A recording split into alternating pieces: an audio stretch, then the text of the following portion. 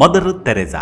ಈ ಹೆಸರನ್ನ ಕೇಳದ ಯಾವೊಬ್ಬ ಭಾರತೀಯನು ಅಥವಾ ವಿದೇಶಿಯರು ಇಲ್ಲವೇನೋ ಅನ್ನುವಷ್ಟರ ಮಟ್ಟಿಗೆ ಈ ಮಹಾತಾಯಿ ಇಂದಿಗೂ ಎಂದೆಂದಿಗೂ ಜೀವಂತವಾಗಿ ಬಿಟ್ಟಿದ್ದಾರೆ. ಅಸಹಾಯಕರಿಗಾಗಿ ತಮ್ಮ ಬದುಕನ್ನೇ ಮುಡಿಪಾಗಿಟ್ಟ ಮದರ್ ತೆರೆಸಾ ಪ್ರೀತಿ, ಕರುಣೆ, ಸಹನೆಯಲ್ಲೇ ದೇವರನ್ನ ಕಂಡವರು. ಭಾರತದಲ್ಲಿ ಸುಮಾರು 45ಕ್ಕೂ ಹೆಚ್ಚು ವರ್ಷಗಳ ಕಾಲ ಬಡ ರೋಗಿಗಳ ಸೇವೆ ಮಾಡಿದ ಮದರ್ ತೆರೆಸಾ ಅವರ ಸೇವಾ ಗುಣಕ್ಕಾಗಿ ವಿಶ್ವದ ಪ್ರತಿಷ್ಠಿತ ನೊಬೆಲ್ ಶಾಂತಿ ಪ್ರಶಸ್ತಿಯನ್ನು ನೀಡಲಾಯಿತು.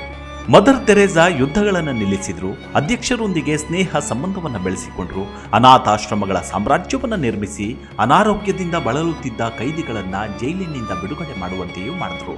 ಹೀಗೆ ಈ ವ್ಯಕ್ತಿತ್ವ ಬದುಕಿದಷ್ಟು ದಿನ ಪರರಿಗಾಗಿಯೇ ಬದುಕಿ ಪರರ ಏಳಿಗೆಗಾಗಿಯೇ ಜೀವತೆತ್ತ ಮಹಾನ್ ಸಂತೆ ಅಂತಲೇ ನಂಬ್ತಾರೆ. ಜಗತ್ತು ಕೊಂಡ ಶ್ರೇಷ್ಠ ಮಾನವತಾವಾದಿಗಳಲ್ಲಿ ಒಬ್ಬರು. ಭಾರತೀಯರಲ್ಲದಿದ್ದರೂ ಅವರು ತಮ್ಮ ಇಡೀ ಜೀವನವನ್ನ ಭಾರತದ ಜನರಿಗೆ ಸೇವೆ ಮಾಡಲು ಕಳೆದರು ಎಂಬುದೇ ನಿಜಕ್ಕೂ ರೋಚಕ ಅಧ್ಯಾಯ.